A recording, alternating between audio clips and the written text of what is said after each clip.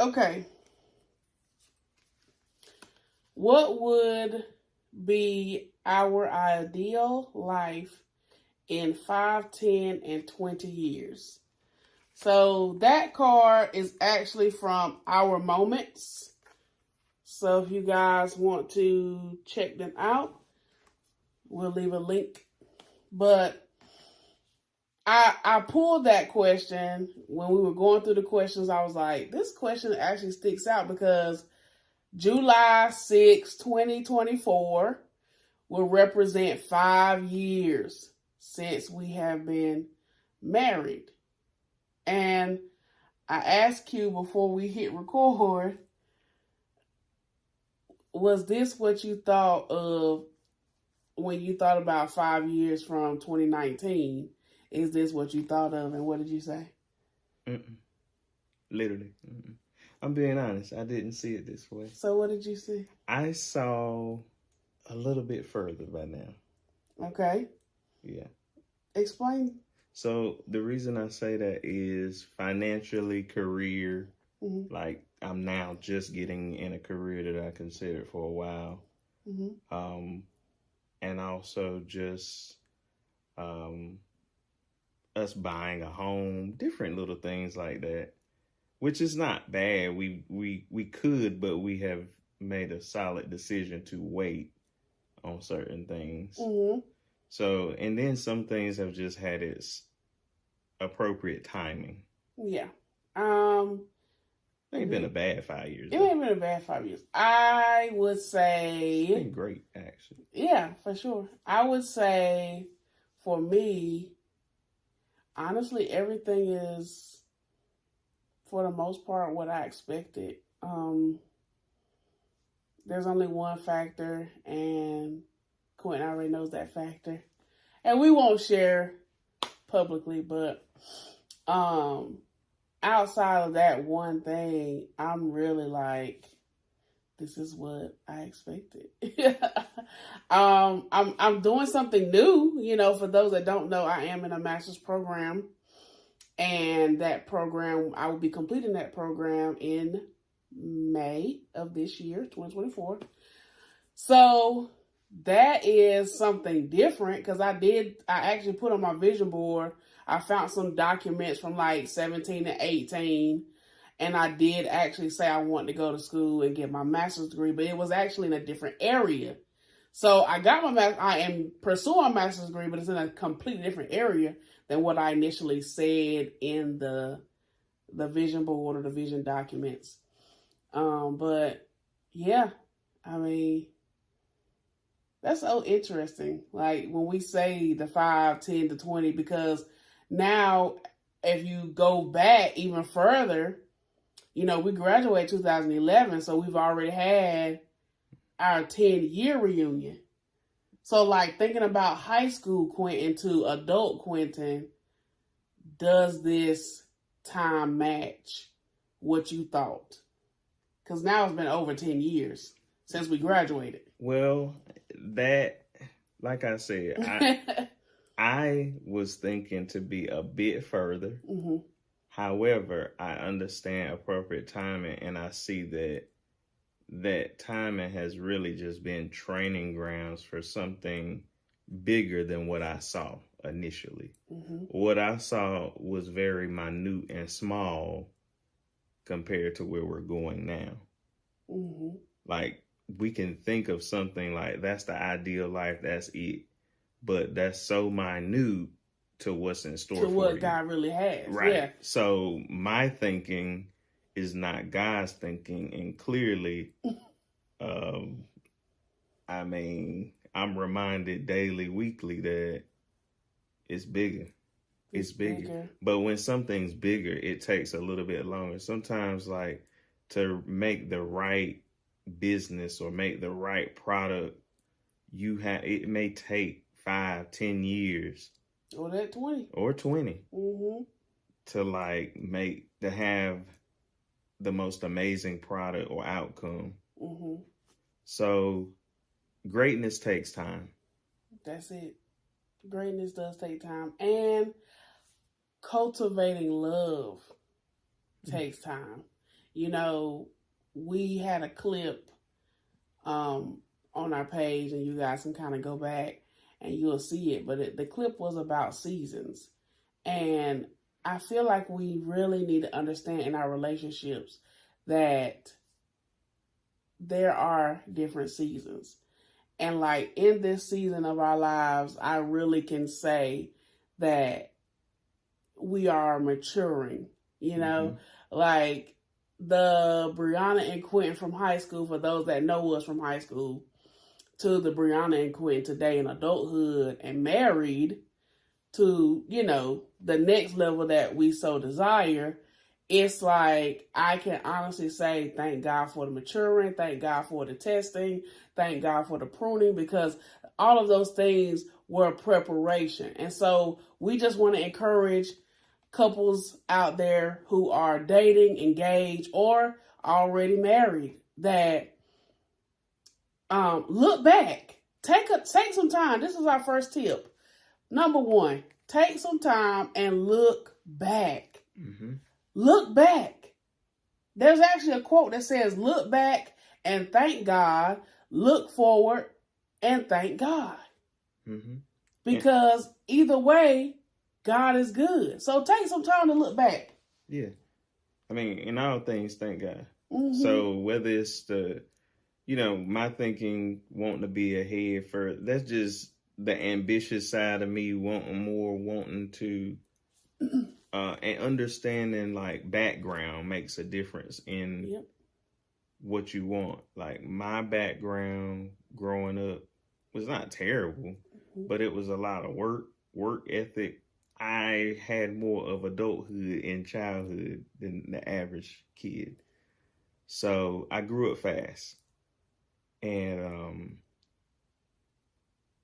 I appreciate my childhood, but I see where it has made me very ambitious, but I see where it can get in the way as well of my personal development growth. You can want something so bad that you actually become a hindrance to yourself because you're fixated on one idea, and that means you become closed-minded.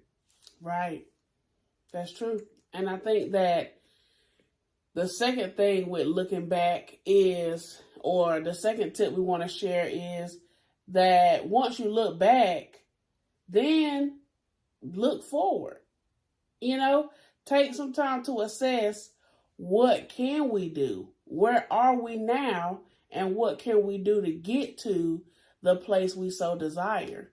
Some of us could look at our relationships and say, like me, it's kind of where I felt like it would be. And for Quentin, and I know he already shared, he feels like there's one or two areas that I thought would be further, right? So again, look back at your relationship, look forward. And honestly, the last step is appreciate the journey. Mm-hmm. Appreciate the journey, because it allows you to begin to learn your partner more, express new ideas, and overall flourish. That's what God wants us to do. He wants us to grow together. So in this next season of your marriage, your relationship, take time to look back, take time to think forward or think ahead. And the last step is to appreciate the journey. Because either way, goal setting is very beneficial for a relationship. But also having enough wisdom and understanding to know that it might not happen the way you think. But just know that God says if we delight ourselves in the Lord, He will give us the desires of our heart. And so I challenge everybody to delight yourself in your marriage and your relationship. Delight yourself in what God has already provided you all. And just have an expectation that He can do what you so desire Him to do. I agree with everything you said. I mean, that was spot on.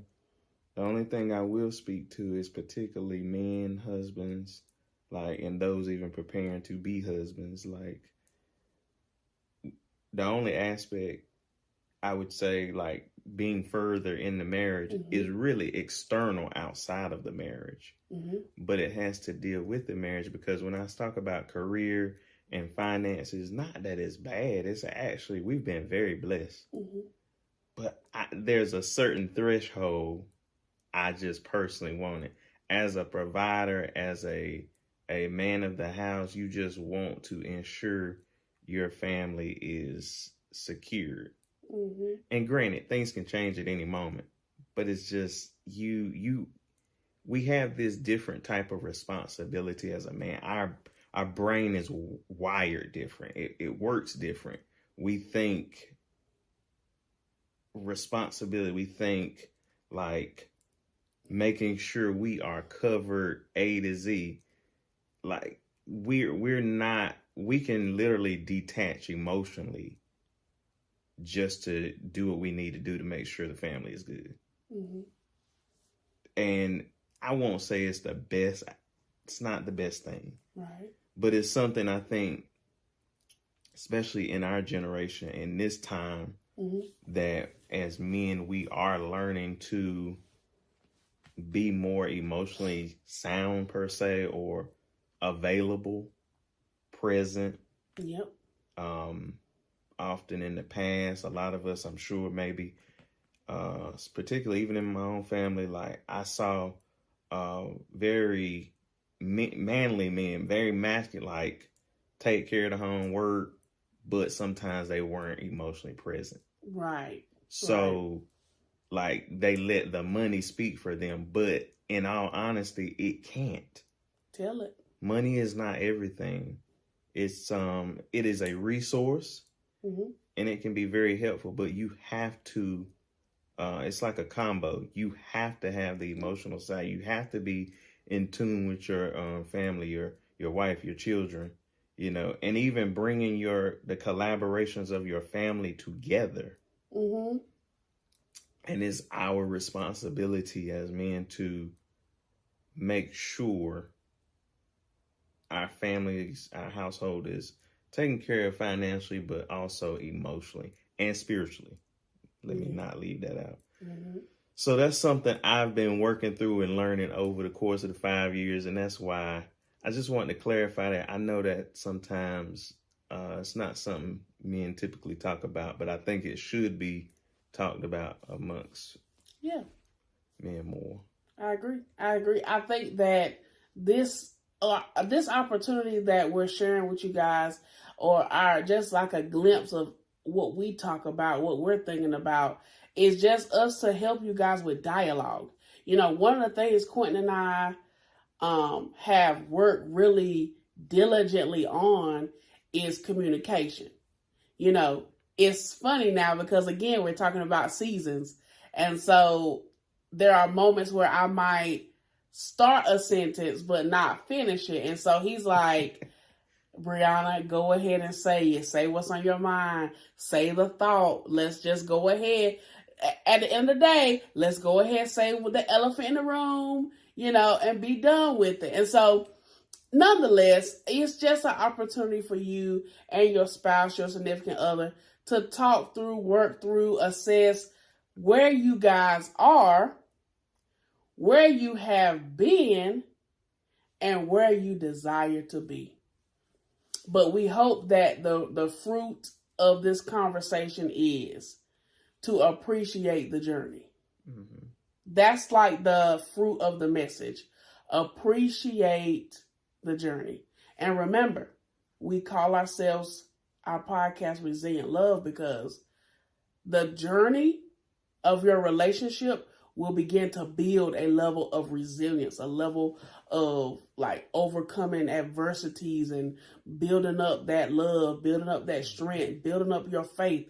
That's why God gave us Resilient Love, because he wanted us to express that, exude that, and share that with you all, that you can have a fruitful marriage, you can have a fruitful relationship, you know, but you have to understand that there will be times of pressing, and you got to just stay on the wall for the marriage, but stay there.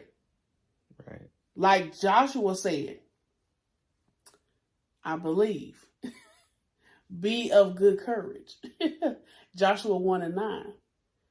Be of good courage. The Lord your God is with you.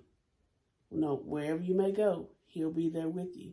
So trust God to be with you throughout your journey, throughout your relationship, and be of good courage. Don't lose faith. Don't lose hope, you know. And last but not least, just pray together, you know. Spend time together, pray together, and let that prayer begin to bring forth more intimacy.